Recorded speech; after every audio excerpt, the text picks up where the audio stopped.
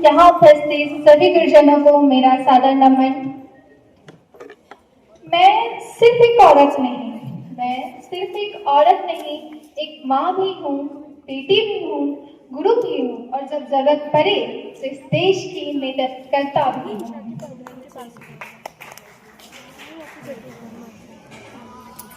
आज कुछ लोग कहते हैं कि आज लड़कियां बाहर का काम करने में ज्यादा इंटरेस्टेड रहती हैं, वो घर का काम को बहुत नीचे नजरिए से देखती हैं। तो आई वुड से कि वो नीचे नजरिए से नहीं देखती हैं। मुझे लगता है कि घर का काम करना दुनिया का सबसे मुश्किल काम है और सबसे मुश्किल जॉब, बट थैंकलेस, सबसे ज्यादा थैंकलेस जॉब है। उसके लिए आप चाहे वो बाहर कमाने वाली स्त्री हो या घर में काम करने वाली स्त्री हो, उसको कभी भी इस चीज के लिए थैंक यू नहीं बोलना जाता है कि आपने जितना कुछ काम किया उसके लिए आपको कभी कोई थैंक यू नहीं बोलता है। आप बाहर का काम भी कर रही है, अंदर का काम भी कर रही है, बट उसके लिए आपको कोई कभी कोई थैंक यू नहीं होता। और बाद में सुनने को तो ये मिलता है कि दिन भर आपने घर में रह के किया ही क्या है, कुछ किया आपने दिन भर घर में रह के? कुछ भी तो नहीं किया।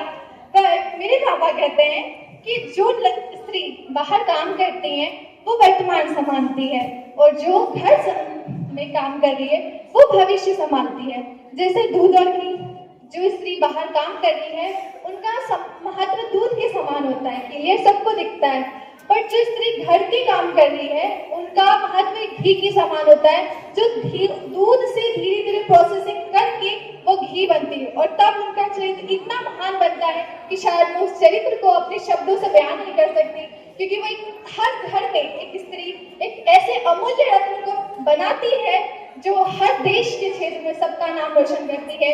वो एक माँ के रूप में, एक बहन के रूप में, माँ के रूप में सबको संस्कार देती है, बेटी के रूप में ऊंची उड़ान करती है और सब बहन के रूप में हौसला। द्वितीय स्थान वाद विवाद में प्रथम स्थान प्राप्त किया। तालियों के लिए ना बोलना पड़े।